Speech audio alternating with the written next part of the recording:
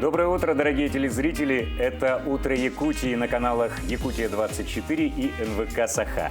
Мы рады приветствовать вас в нашем утреннем эфире, который проведем сегодня мы, Полина Долинская и Степан Федоренко. На календаре у нас сегодня 25 февраля, четверг. Сегодня мы утро с вами начинаем вместе и рассказывать мы будем о самых интересных и полезных новостях. По традиции мы с вами проведем обязательно зарядку. Также мы приготовим очень вкусный завтрак «Бенедикт» с ветчиной и узнаем, что нам предлагает на эти выходные рубрика «Афиша». А Ниргуяна Иванова расскажет нам последние новости экономики. Через несколько минут у нас будет прямое включение из парка культуры и отдыха, где наша коллега Катерина Винокурова встретится с Альбертом Федоровым, озеленителем по профессии, но альпинистом в душе, который расскажет, какой секрет помог ему покорить Эверест. Эльбрус, извините, не Эверест еще пока что. Я думаю, наверное, нам стоит напомнить номер WhatsApp, дорогие друзья, телезрители, это обязательно вам понадобится сегодня.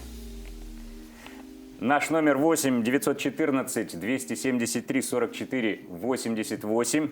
На него вы можете присылать свои приветы, поздравления и какие-то интересные новости. Также напоминаем страничку в Инстаграме «Утро Якутии». Подписывайтесь на нее, ставьте лайки.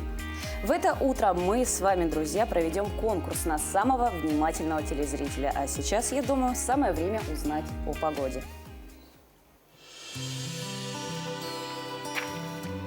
По данным Якутского гидрометеоцентра, в центральных районах зафиксирована температура воздуха минус 43 градуса, в заречной группе 40 градусов ниже 0. В южных сегодня потепление 35 градусов со знаком минус. В Вилюйской группе столбик термометра опустится до минус 41, в Нижнеленских районах минус 40, минус 42. В западных зафиксировано минус 35, понижение температуры в Колымо-Индигирской группе Улусов до минус 48. Также и в Янских минус 45. На северо-западе температура ниже 0, 45 градусов со знаком минус. А в городе Якутске в 6 часов утра зафиксирована температура воздуха 38 градусов со знаком минус. Атмосферное давление 764 миллиметра ртутного столба. Безветренно, полный штиль. Сегодня в течение дня преимущественно без осадков. Ветер северо-западный с порывами от 1 до 3 метров в секунду. Температура воздуха минус 25, минус 27. Полин, что нужно, чтобы когда он проснулся, как ты думаешь? Я думаю, ему нужно взбодриться. Сперва нужны новости узнать, что произошло интересного. Один из крупнейших сервисов по поиску работы провел опрос на тему перехода на 4-дневную рабочую неделю. Но в этот раз узнали мнение не работников, а работодателей. К нам присоединяется наш новостной обозреватель Василий Радченко. Василий, доброе утро. Вот каковы результаты исследований? Да, доброе утро, коллеги, доброе утро, Якутия. Дело в том, что более половины работодателей высказались за то, что все-таки, скорее всего, перейдут на 4-дневку. Из плюсов обозначили то, что работники смогут больше времени проводить с семьей, не будут выгорать и при этом начнут эффективнее использовать рабочее время. Ну а теперь к главным событиям.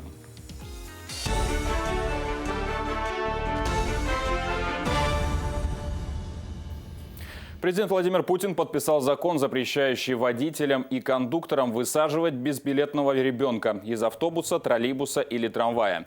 Напомним, что согласно новому закону, пассажир без билета, отказывающийся от оплаты проезда, должен сойти на ближайшей остановке.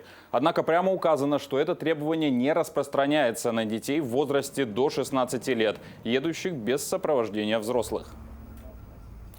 На землю под металлическими гаражами на территории гаражных кооперативов распространится гаражная амнистия, а граждане смогут подавать одно заявление, чтобы оформить и гараж, и землю под ним.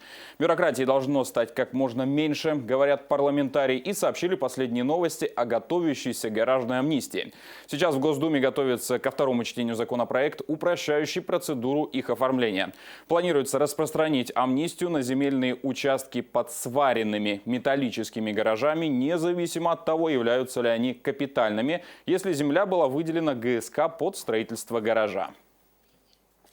Поправки о сроках и штрафах за оскорбление ветеранов к проекту о наказании за реабилитацию нацизма внесли на рассмотрение профильного комитета Госдумы.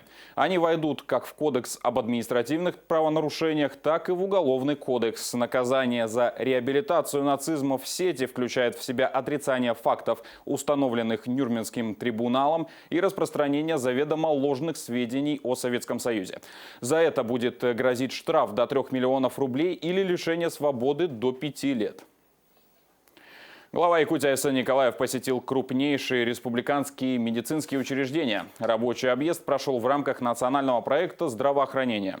Так, в Республиканском онкологическом центре еще в прошлом году было закуплено полностью автоматизированное оборудование, позволяющее не только облегчить диагностику заболевания, но и эффективно назначить лечение. Более того, в исследованиях в такой лаборатории напрямую могут участвовать самые крупные научные институты страны. Помимо всего прочего, теперь в онкологическом центре есть и магнитно-резонансный томограф нового типа. Как подчеркнул глава республики, таких не только в регионе, но и по всей стране всего 3. Люкминск – это тот город, который участвует и будет вводить второй этап. Здесь мы благодарим тех подрядчиков, которые работали при реконструкции данной станции, наше государственное унитарное предприятие ЖКХ республики. И сегодня, в этом году, мы можем сказать, что 1 марта будем после реконструкции в рамках благополучия населения Вилюйской группы улусов, это уже региональная программа, будем открывать станцию в селе Верхневилюйск. И далее по чистой воде, по федеральной программе, также смело ожидаем открытия водочистной станции в городе Покровске.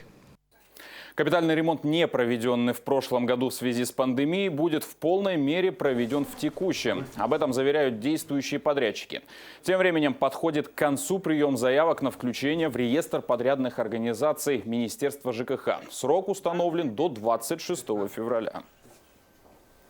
Ну, если сравнивать с общим объемом, то осталось совсем немного, потому что у нас всего в нескольких домах только такая ситуация произошла, где из-за ковида люди не хотели проводить ремонт в то время. Самое главное – это работа с жильцами, потому что жильцов бывает нету дома, вообще никто не знает, где они. Месяцами люди бывают не навещают свои квартиры, в связи с этим осложняется замена всех конструктивов, которые через квартиру проходят. Движение ограничат по окружному шоссе в Якутске. Администрация города сообщает, что это произойдет в связи с проведением работ по укладке футляров и устройства инженерных сооружений. Ограничение коснется окружного шоссе на участке от улицы Жарницкого до Вилюйского тракта, начиная с сегодняшнего дня. Автобусный маршрут номер 6 будет осуществлять движение согласно разработанной схеме объезда. Общественный транспорт будет двигаться по маршруту Жарницкого, Хатынь-Юрякское шоссе, Вилюйский тракт, круговая развязка, Вилюйский тракт, Сергеляское шоссе, Первая Борисовка. Столица республики вошла в число 12 городов России, где рекомендуют рыбачить в 2021 году. В сообщении сказано, что Якутск привлекает возможностью поймать таких пресноводных обитателей, как щука, хариус, окунь, сик, чебак и омуль. Трофеи не редкость, особенно в жаркие летние месяцы. Рекомендуется рыбачить в пригородных водоемах от Дыргалахской переправы до поселка Жатай, а также в районе Тулагина и Табаги. Помимо Якутска в рейтинг портала вошли Хабаровск, Владивосток, Архангельск, Псков, Новосибирск, Астрахань, Красноярск, Великий Новгород, Пермь, Воронеж и Иркутск. К этой минуте у меня все. Передаю слово коллегам. После затяжных выходных, пусть и даже в такую короткую рабочую неделю, вернуться в рабочий режим не так уж и просто. Степа, у тебя есть какие-нибудь лайфхаки? Ты знаешь, у меня такой лайфхак. Чтобы легко вернуться в рабочий режим, нужно просто из него не выходить. Тогда все прекрасно, когда в тонусе себя держишь. Ну а если уж выпал из тонуса, то поможет движение. Движение – жизнь. И давайте немножечко с вами подвигаемся вместе с нашей рубрикой «Утренняя зарядка». Доброе утро, меня зовут Мари, я фитнес-тренер. Я покажу сегодня отличную зарядку, которая заряжает на полный день. И поехали! Итак, первое упражнение. Мы ручки напрягли, прикрыли пах, встали на носки И делаем выпрыжку на носках, ножки в стороны вместе и ручки над собой поднимаем. Работаем в течение 20 секунд, отдыхаем 10 секунд. Итак, второе упражнение. Мы делаем выпад назад, колено 90 градусов, спинка прямая, в поясничке легкий прогиб. Работаем также в течение 20 секунд, отдыхаем 10. Итак, третье упражнение. Из состояния прямо мы ползем в планочку, не опускаемся вниз, просто зафиксированный корпус и обратно поднимаемся на прямые ножки, наверху выдох.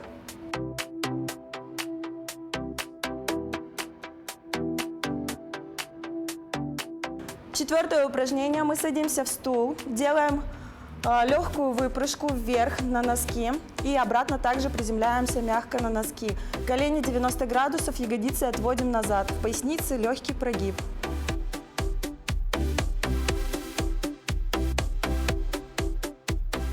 Пятое упражнение. Мы делаем выпрыжку на носках вперед-назад, при этом совершаем удары ручками.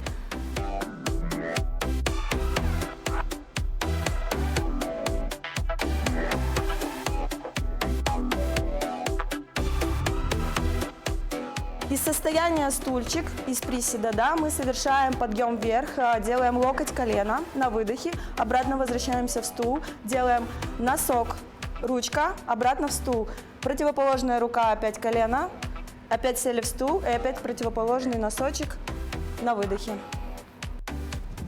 Ну что, была отличная зарядка, желаю всем прекрасного дня и пока! Ну что ж, надеюсь, Мария Миронова вас немножечко взбодрила. Ну а чтобы стать еще бодрее, бодрым в квадрате, нужно делать зарядку в минус 35 в 7 утра и на улице. Сейчас с нами на прямой связи наша коллега Екатерина Винокурова. Она в эти минуты находится в парке культуры и отдыха. Екатерина, тебе слово. Доброе утро, доброе, бодрое утро, дорогие телезрители. Приветствую, Полина, Степан. Прямо сейчас в столь морозное, свежее утро мы находимся в городском парке культуры и отдыха.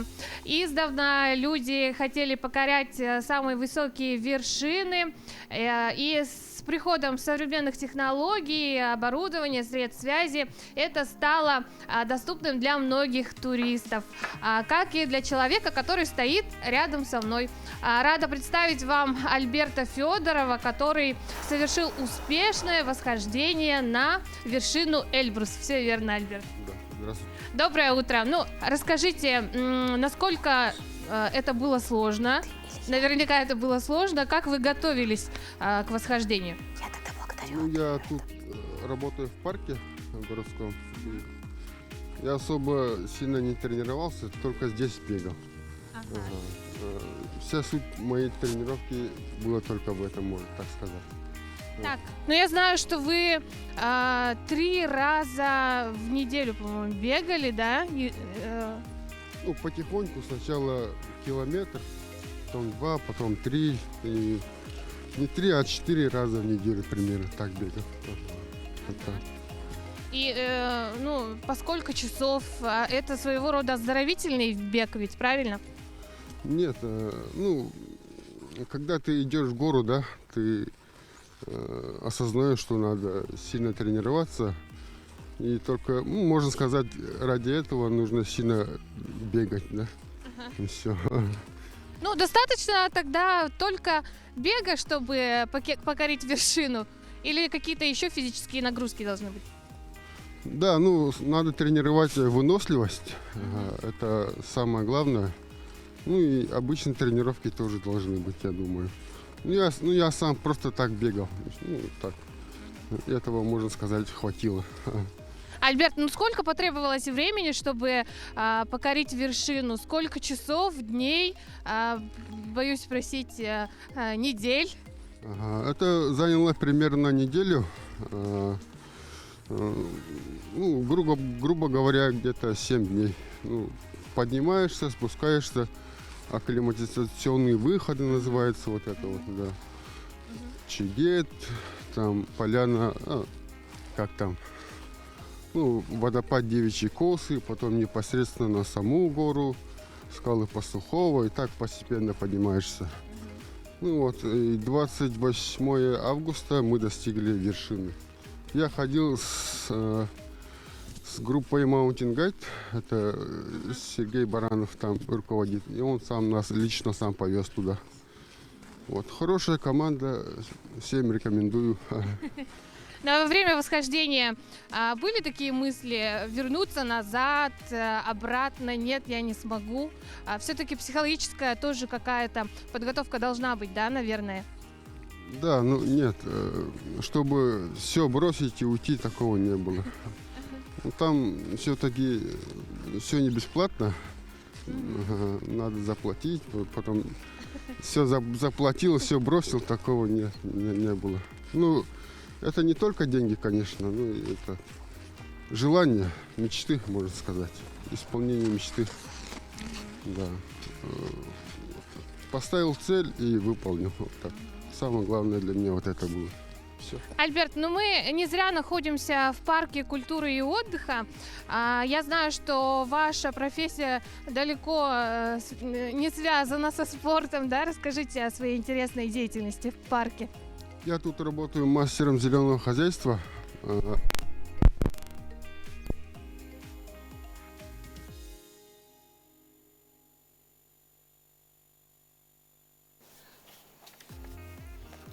Так, у нас технические проблемы. Катерина, спасибо, мы вас видим, но, к сожалению, не слышим.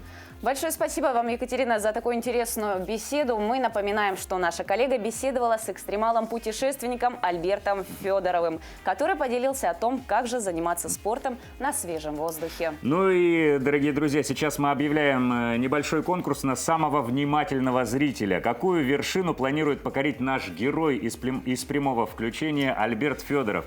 Победитель получит очень приятный подарок от магазина 220 вольт. Вот этот вот замечательный мультитул. В течение нашего эфира отправляйте свои варианты правильные ответы к нам на номер WhatsApp. Напомним, номер 8 914 273 44 88. А у нас в студии гость Мария Борисова-Савина, врач-пульмонолог. Мария Борисовна, здравствуйте. Доброе утро. Тема сегодняшней нашей беседы – это реабилитация после ковид. Как бы не секрет, что восстановление после коронавируса может занимать несколько месяцев. И один из эффективных способов быстрее прийти в себя – это дыхательная гимнастика. Вот как она работает? Новая коронавирусная инфекция, она действительно является очень опасной инфекцией. Хотя COVID-19 относится к респираторным вирусам, он поражает не только легкие, но также может поразить сердце, кишечник, сосуды. Поэтому после тяжелых форм заболевания требуется длительный период реабилитации. Это от 6 месяцев до года. И рекомендуется постепенно начинать двигательную реабилитацию, то есть тренировать дыхательную мускулатуру. Распространенной ошибкой является, когда пациенты делают упор на выдох. То есть, когда надувание шариков, есть такое распространенное упражнение, оно наоборот увеличивает давление в дыхательной системе. За счет этого пораженные легкие могут страдать еще больше. Рекомендуется наоборот тренировать вдох. Вы можете, продемонстрировать нам, показать? Несколько упражнений. Очень таких. эффективное упражнение – это диафрагмальное дыхание. При этом руки ставим на живот в таком положении и медленно на счет 4 делаем глубокий вдох, при этом мы делаем вдох животом, то есть живот при этом должен надуваться. Мы должны это ощущать. И медленный выдох. Также еще одна методика. Ставим ладонь на живот, другую ладонь на грудь. И при этом начинаем также вдыхать воздух животом и делаем вдох грудной клеткой. А вот такой вопрос: на выдохе поддавливать диафрагму? Наоборот, вы должны ощущать, как живот надувается, то есть диафрагма расправляется. Да, расправляется. И потом уже делаем вдох грудной клеткой. При этом мы увеличиваем жизненную емкость легких и, следовательно, улучшаем насыщение органов кислородом.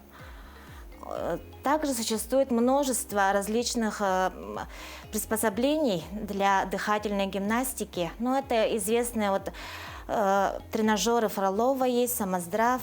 Рекомендуется дыхательная гимнастика по Стрельниковой. То есть самое главное – это тренировать именно выдох, не вдох, да? Правильно? Нет, наоборот, надо тренировать вдох. Именно вдох, Только а не на выдох. вдох, да? Вдох, чтобы увеличить именно вот жизненную емкость легких. А вот после тяжелой пневмонии, восстановление организма, оно идет медленно. Вот почему ковид оставляет после себя вот такие тяжелые последствия? Вирус поражает легкие, и на месте пораженной легочной ткани формируется фиброзная ткань, то есть развивается пневмофиброз. Это состояние, оно может остаться вообще на всю жизнь, поэтому, чтобы остаточных явлений было меньше, рекомендуется обязательно после выписки из больницы проходить курс реабилитации. Это лечебная физкультура, дыхательная гимнастика, но к активным занятиям надо переходить постепенно, то есть кардионагрузки и так далее в остром постковидном периоде, они как бы противопоказаны, потому что когда страдает легочная система, идет большая нагрузка на сердце, то есть давать раннюю нагрузку на сердечно-сосудистую систему не рекомендуется. А если, допустим, пациент перенес коронавирусную инфекцию в легкой форме и считает, что, в принципе, он себя чувствует очень хорошо, ему будет полезна вот эта профилактика дыхательная? Да, даже те пациенты, которые перенесли заболевание в легкой форме, у них развивается астенический синдром.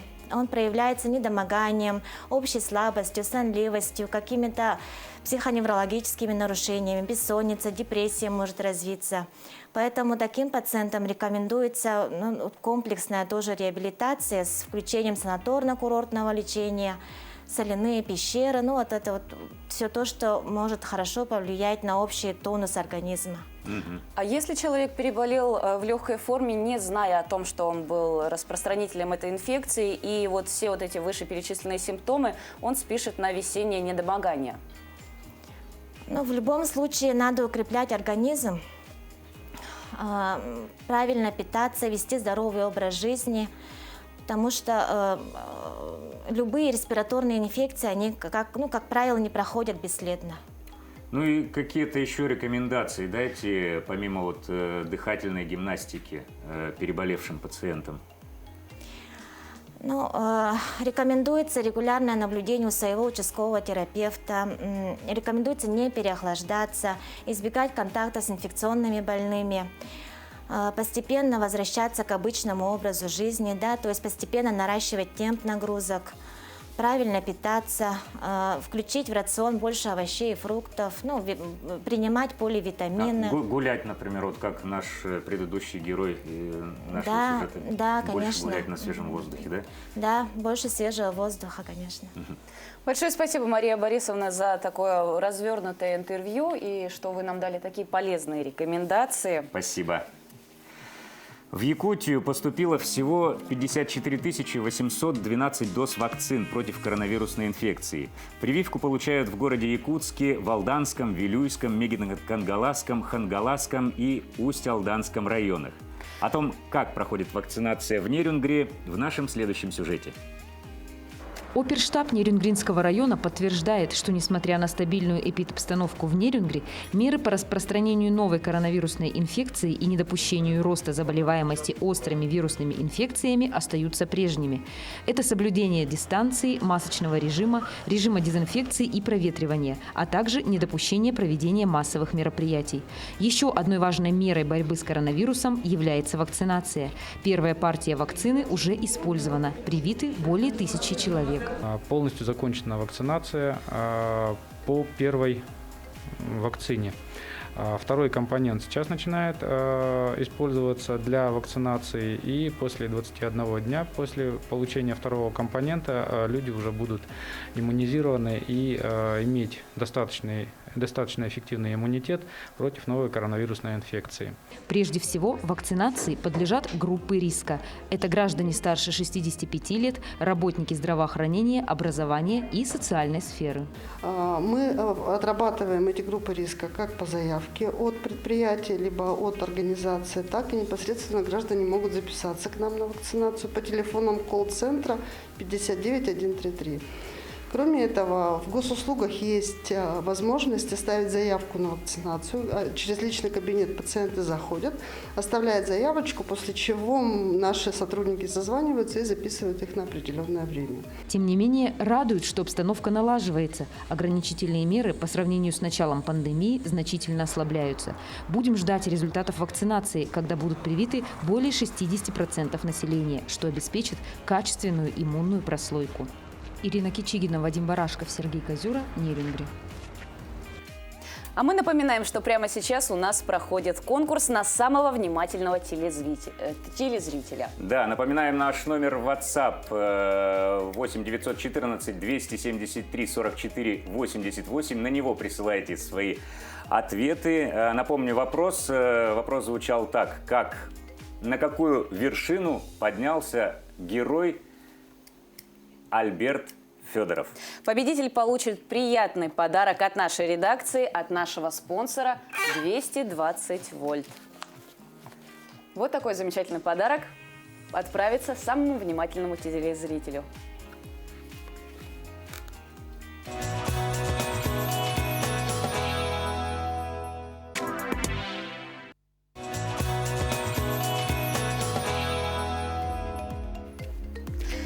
Пандемия оказала свое внимание не только на нашу повседневную жизнь. После завершения режима самоизоляции в России выросло количество разводов. Оказывается, многие семьи не были готовы к тому, что будут проводить друг с другом 24 часа 7 дней в неделю.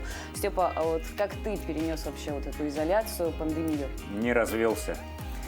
Ну, не, на самом деле, самое страшное или там интересное это было, я понял, что я стал таким ленивым, просто потому что все дела можно было отложить, все неотложные дела превратились в отложенные, их можно отложить там на завтра, на послезавтра, на месяц. Подумать об этом завтра, да?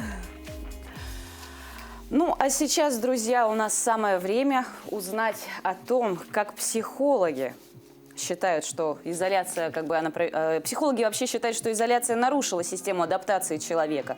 У некоторых людей даже наблюдались такие симптомы, как панические атаки, страхи, депрессии. Ну и наш гость, врач-психолог Лариса Свиридова, с ней беседовала Катерина Винокурова, и мы представляем интервью вашему вниманию. Лариса Ивановна, здравствуйте. Пандемия, она внесла свои коррективы, да, на межличностные отношения. Появилась социальная дистанция, обязательное ношение различных масок, защищающих. Как ограничения в целом повлияли на коммуникацию и на общение между людьми? На самом деле наш народ пережил непростое время и переживает до сих пор. И не только наш народ, но и вообще весь мир. И здесь не только маски, здесь не только ограничения, здесь еще и очень важную роль играет напряжение, связанное со страхами болезни своих детей, своих родителей, да, и необходимость закрытого такого уединенной жизни, когда люди заперты в своих домах, они работают на удаленке, их дети там учились какое-то время, пребывание в такой закрытости, да, рядом друг с другом, оно вызывает очень много конфликтов на самом деле в семьях. К сожалению, есть и статистика о большом количестве разводов в наше время, да, и каких-то конфликтах между взрослыми детьми и их родителями пожилыми. И, в общем, конечно, вот эта отчужденность и отсутствие прежних каких-то возможностей общаться с друзьями, с коллегами, оно приносит большое напряжение каждому человеку. И это непросто. Лариса Ивановна, ну вы врач, практикующий психолог, эксперт в вопросах супружества и современной семьи. Все-таки с какими проблемами столкнулись ваши пациенты, потому что пандемия действительно отразилась на всех, и на тех, кто в четырех стенах сидел, да, я имею супружеские в виду пары, и на тех, кто вынужден был дистанционно общаться. Как все-таки это отразилось на отношениях внутрисемейных? Вот самое, конечно, глубинное, то, что произошло в психике у каждого человека, это вот обострение страха потери. Ведь, понимаете, у нас на самом деле в современном обществе очень много пропагандировалось всегда такой идеи, что мы контролируем свое здоровье, что мы долго живем, что у нас продолжительность жизни вырастает, что мы имеем лекарства от всех болезней, что мы имеем... Ну, то есть вот это все очень долгое время влияло тоже на человеческое мышление и, ну, как бы, понимание своей жизни, да, и вдруг раз, и так все обрушилось, и какой-то там вирус вдруг оказался таким всемогущим, а мы настолько все беспомощные, и оказалось, что вот смерть вот так рядом со многими из нас. Ну вот и понятно, что этот страх и эта тревога за близких, желание контролировать, оно не улучшает отношения. Вот эта вот закрытость, она приводит к депрессивности. Вообще сейчас очень большое количество тревожных состояний, панических атак и депрессивных состояний. А это, знаете, как замкнутый круг, потому что чем дольше человек сидит закрыто и не выходит к людям, тем меньше ему хочется, как ни странно, хотя он от этого и страдает, и понимает вроде как умом, что это ему вредит. Но это же его и останавливает, и он из-за этого и не выходит к людям, вот чем дольше он закрыт. И поэтому здесь такие нарушения происходят психологические, очень, очень сложные. Насколько все-таки наши отношения стали, возможно, более стабильными, осмысленными? То есть любые вот такие испытания, они приводят к тому, что человеческая личность развивается. И с этой точки зрения то, что с нами происходит, это хорошо, потому что я знаю, что очень многие люди переосмыслили вообще свою жизнь, свои ценности, отказались от лишнего, наконец-то остановились от этой суеты бесконечной, да, и увидели, что вообще в жизни стоит того, да, чтобы это хранить, сохранять и оберегать, а что, собственно, является пустым, и можно от этого отказаться. Вот. Поэтому я лично считаю, что это очень крутое время. И это помогает действительно осмыслить свою жизнь и более твердо стоять как бы на своих, может быть, принципах и иметь более такие хорошие и правильные ценности. Вот. Да. Спасибо большое, Лариса Ивановна. Очень надеюсь, что наш разговор был полезен для наших телезрителей. Спасибо вам, отличного дня. До новых встреч. Спасибо вам большое. И вам тоже хорошего дня. Несмотря на то, что мы живем в 21 веке, в век цифровых технологий, все-таки пандемия нам показала, что какие мы все социальные. Да, поменяла ценности. Также это все-таки важно, общение друг с другом. Ну что ж, а мы продолжаем, и у нас в студии вновь Василий Радченко с новостями.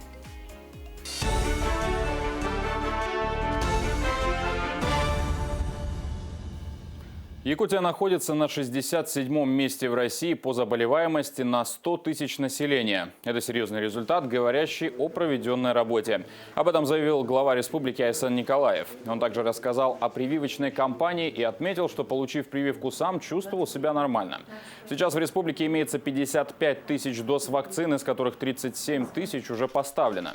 Это первый компонент. Второго компонента поставлено порядка 19 тысяч. 23 февраля прибыла еще одна партия вакцины, всего около 5 тысяч доз. Такие поставки будут обеспечены в еженедельном формате. Также Айсан Николаев обсудил вопросы занятости населения и восстановления рынка труда с заместителем председателя правительства России Татьяной Голиковой. Глава Якутии отметил, что в регионе намерены достигнуть до пандемийного уровня безработицы к концу 2021 года. Рост составил до 7,7% в середине года, потом постепенно началось снижение. Задача довести уровень безработицы до 6,9%, а если получится, то до 6,5%, сказал Айсан Николаев. Глава также отметил, что нужно перестраивать работу Государственного комитета занятости и работу с промышленными предприятиями. Утверждены штрафы за цензуру в интернете. Они уже прошли утверждение президента, поправки в Кодекс об административных правонарушениях. В том числе вводят наказания для владельцев сайтов, ограничивающих свободное распространение информации в России. Отказ снимать ограничения повлечет для физических лиц штраф в 50-100 тысяч рублей, для должностных лиц 200-400 тысяч и для юридических лиц от 600 тысяч до 1 миллиона рублей. Нерюнгринский городской суд вынес приговор по уголовному делу в отношении 34-летней жительницы Нерюнгри. Она признана виновной в совершении преступления незаконный сбыт наркотических средств. Суд установил, что подсудимая в октябре 2020 года, используя на своем мобильном телефоне интернет-приложение Telegram, разместила в чате сообщения со ссылкой на свой интернет-адрес, доступного для ограниченного круга лиц, информацию о возможности сбыть наркотическое средство. Затем незаконно сбыла жителю Нерюнгри наркотическое средство бесконтактным путем, заложив наркотик в тайник. Сотрудниками транспортной полиции наркотическое средство обнаружено и изъято. Суд приговорил женщину к 5 годам 6 месяцам лишения свободы с отбыванием наказания в исправительной колонии общего режима. Приговор в законную силу не вступил.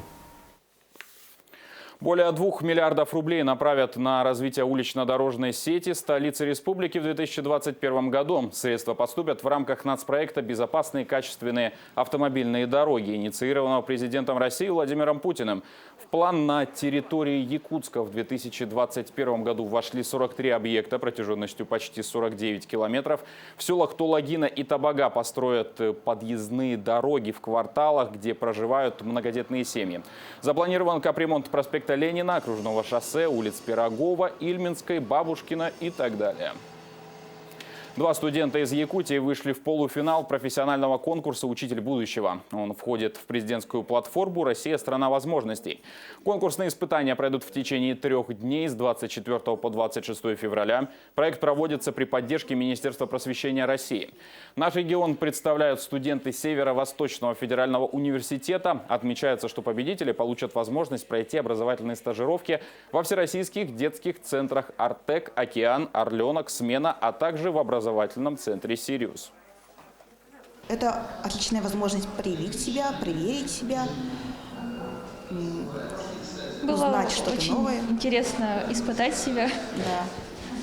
Было дистанционное тестирование, оно было очень интересно. И сейчас мы будем также обмениваться опытом, познакомимся с новыми людьми и будущими коллегами. Якутская мистическая драма «Пугало» выходит в российский прокат. Режиссер Дмитрий Давыдов рассказал, что надеется на диалог со зрителем. Напомним, главный приз «Кинотавра» в 2020 году впервые достался якутскому фильму. Лента Давыдова рассказывает о деревенской юродивой, которая исцеляет людей ценой своей жизненной энергии.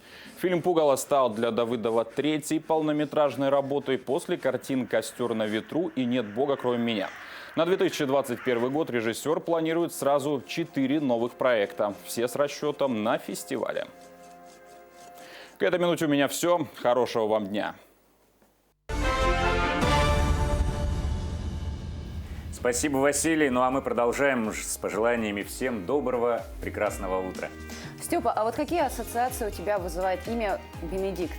Бенедикт? Ну, это что-то, это кто-то такой с мечом в короне, в мантии, бородатый из, там, не знаю, 15 века.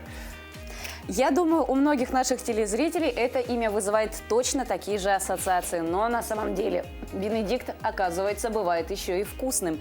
И об этом мы узнаем в нашей рубрике «Полезный завтрак». Доброе утро, друзья! Сегодня мы с вами будем готовить бенедикт с ветчиной.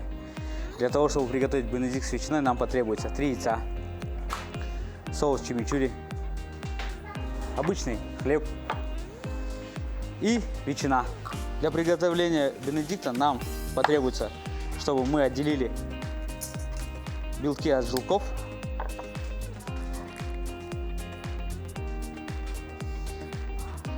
Мы с вами будем делать сначала соус голландский. В желтки добавляем 10-15 грамм воды.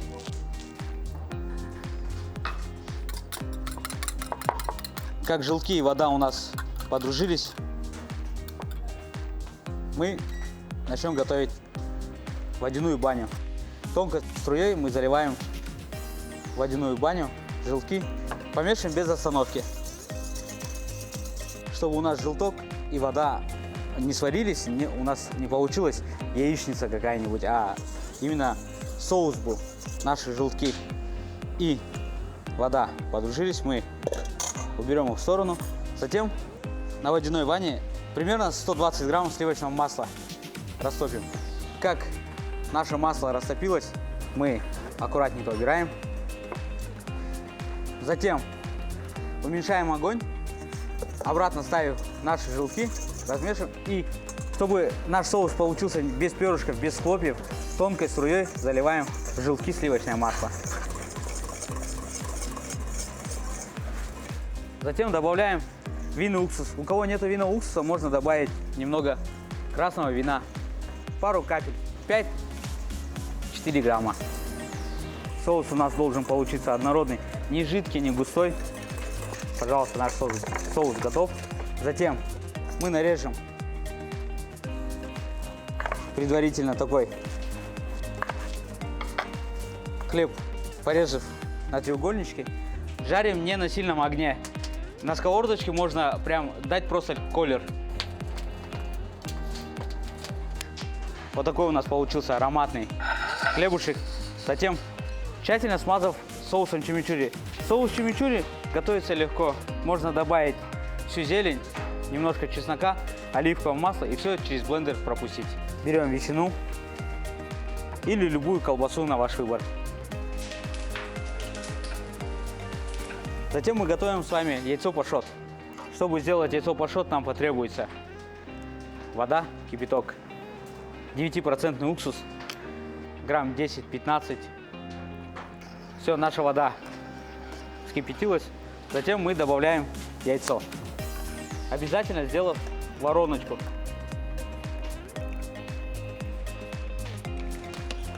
И также продолжаем по часовой стрелке мешать воду. Выкладываем. Затем заранее наш готовый соус голландский. И прям не жалея, дорогие телезрители, обмазываем наш бенедикт. Всем приятного аппетита, друзья!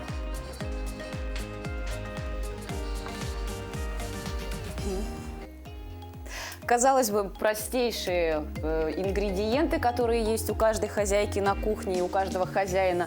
Зато какая подача, как можно разнообразить-то свой завтрак. Да, ты знаешь, я захотел себе личного повара, вот, чтобы с утра...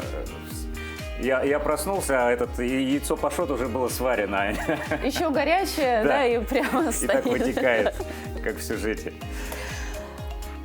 Люди издавна следили за приметами. И вот, кстати, на дату 25 февраля есть следующие приметы. Если сегодня воробьи чирикают очень громко, то это первый предвестник оттепели.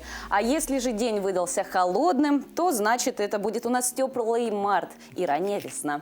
Ну и чем еще знаменит сегодняшний день, 25 февраля в истории, мы узнаем из нашей рубрики «Даты и события». 25 февраля – день рождения револьвера. Именно в этот день, в 1836 году, Сэмюэль Кольт получил первый патент на автоматический револьвер.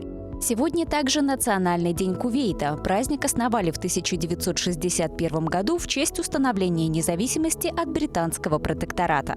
25 февраля – празднование в честь Иверской иконы Божией Матери. Образ изображает Деву Марию с младенцем. Оригинал иконы находится в Иверском монастыре на горе Афон в Греции. По народному календарю в этот день обращали внимание на погоду. Чем холоднее, тем теплее будет март.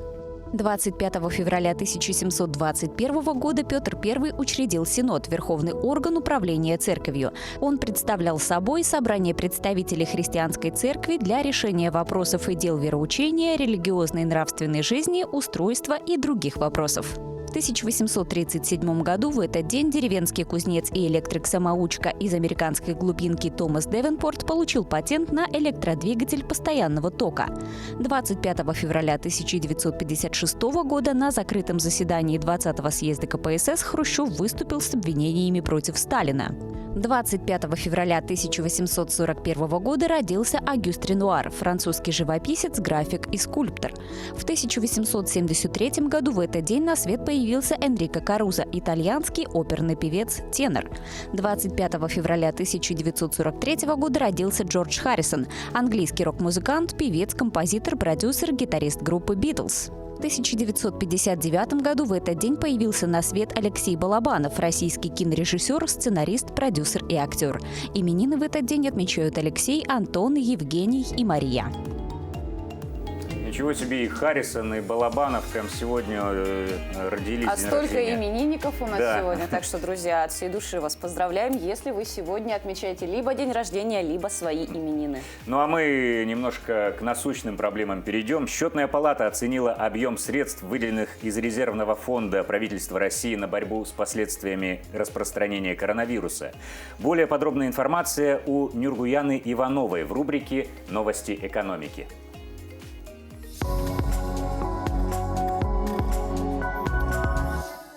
Кабинет министров выделил 2 триллиона 860 миллиардов рублей из резервного фонда на борьбу с COVID-19 в 2020 году. Всего за минувший год объем фонда правительства вырос на 4 триллиона 455 миллиардов рублей. По данным ведомства, объем сводной росписи с изменениями по состоянию на 1 января 2021 года составил 23 триллиона 842 миллиарда рублей и превысил утвержденный объем расходов на 4 триллиона 176 миллиардов рублей или на 21,2%, что почти в 5 раз больше, чем в 2019 году. Указанное превышение сложилось за счет остатков неиспользованных средств федерального бюджета в 2019 году в объеме 1 триллиона 120 миллиардов рублей и бюджетных ассигнований в объеме 3 триллионов 101 миллиарда рублей, направленных в резервный фонд правительства Российской Федерации. Фонд социального страхования в прошлом году оплатил почти 3 миллиона листков нетрудоспособности экономически активных россиян на сумму более 22 миллиардов рублей. При этом для работающих граждан старше 65 лет оформлено 6 миллионов электронных листков нетрудоспособности на сумму более 68 миллиардов рублей. Отметим, что до конца 2020 года действовал особый порядок расчета пособия по временной нетрудоспособности, предусматривающий, что минимальный размер данного пособия не может быть ниже минимального размера оплаты труда в расчете за полный календарный месяц. В связи с распространением коронавирусной инфекции работающим гражданам старше 65 лет больничный выдавался дистанционно. Число пациентов с онкологическими заболеваниями, которым в 2020 году была оказана медицинская помощь, увеличилось на 1,5% по сравнению с 2019 годом. По данным Фонда обязательного медицинского страхования, в прошлом году медицинская помощь была оказана 3 миллионам пациентам с онкологическими заболеваниями, что больше аналогичного показателя 2019 года на 1,5%. Медпомощь амбулаторно получили свыше 2 миллионов пациентов, в дневном стационаре почти 337 тысяч, в стационарных условиях 602 тысячи человек. Счетная палата отмечает, что рост числа случаев лечения и госпитализации связан с повышением выявляемости онкологических заболеваний. В том числе это связано с осуществлением в 2020 году денежных стимулирующих выплат медикам за выявление онкологических заболеваний в ходе проведения диспансеризации и профилактических осмотров населения. Это были новости экономики для утра Якутии. Выпуск подготовила Нюргуяна Иванова.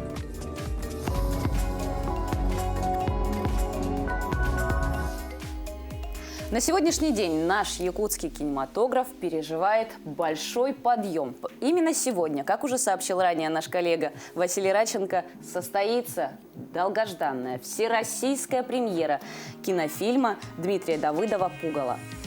Да, и фильм выходит сегодня в прокат, и первые отзывы собрал Александр Хавренко. Мистика. Проблемы маленького человека. Недопонимание в обществе, когда ты не такой, как все. Эти и многие другие темы раскрываются в уже нашумевшем фильме Дмитрия Давыдова «Пугало». Картину уже показали на нескольких фестивалях в Москве, а на днях состоялся показ в Новосибирске.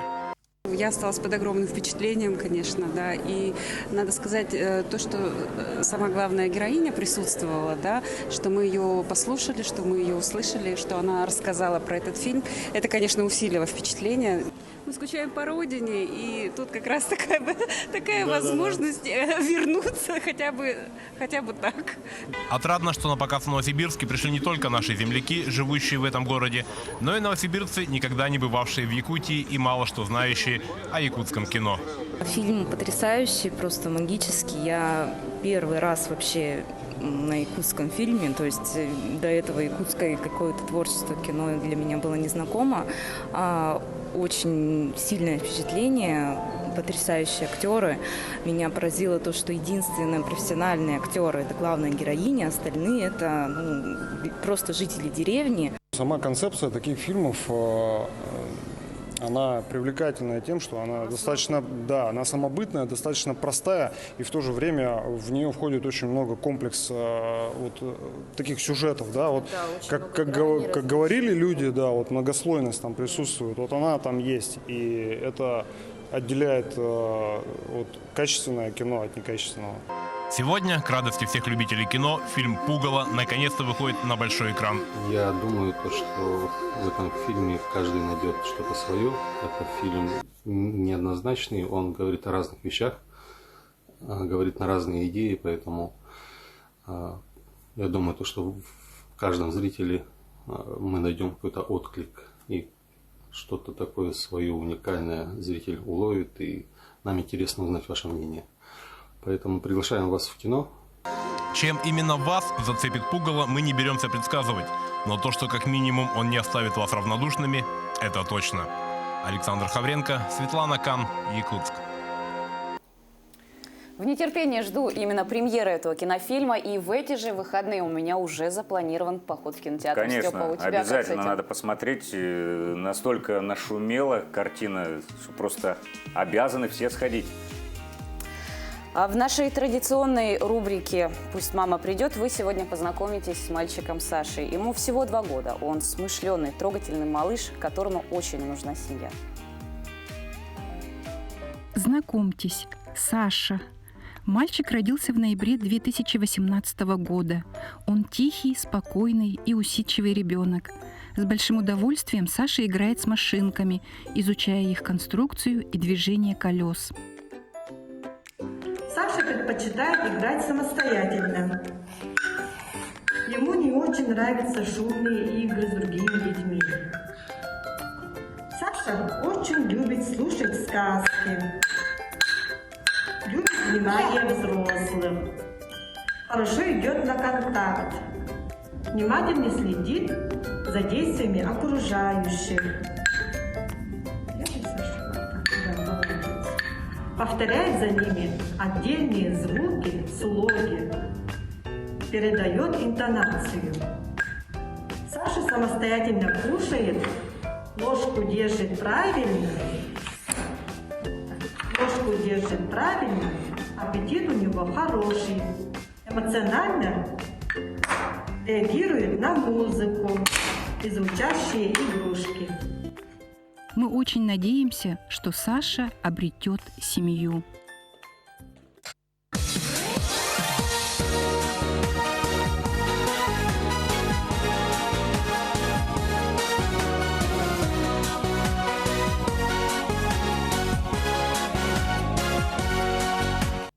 Пенсионерка из Ейска предостерегает молодежь от пагубных привычек.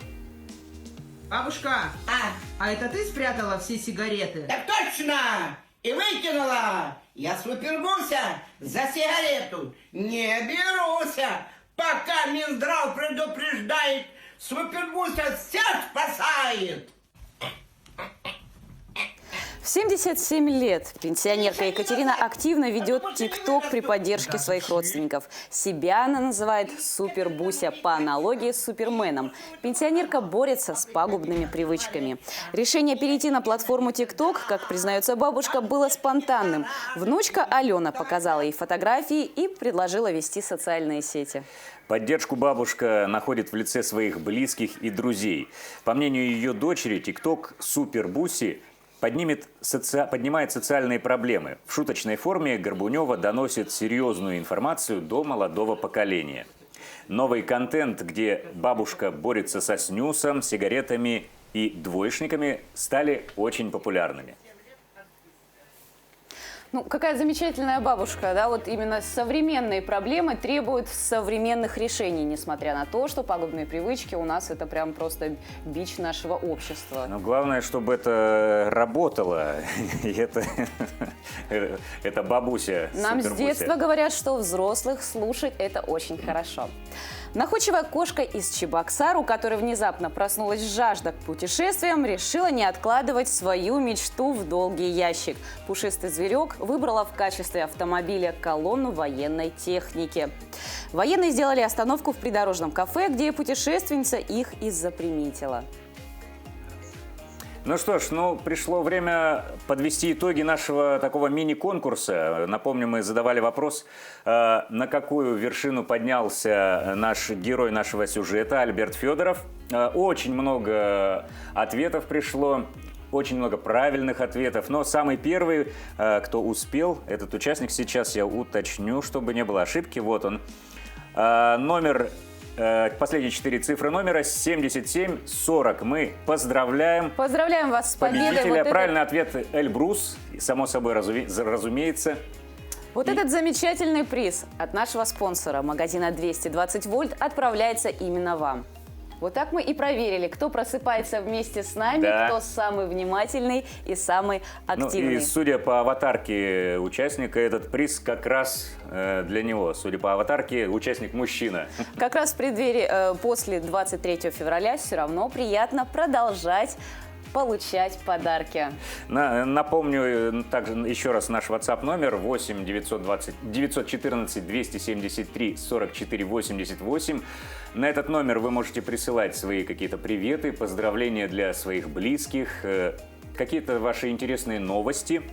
Также вы можете рассказывать о событиях, которые происходят у вас в жизни. Ну а если вы вдруг проспали и не посмотрели наш эфир, мы напоминаем о том, что вы всегда можете посмотреть записи наших эфиров на нашем YouTube-канале. Ну и также в социальных сетях в Инстаграме.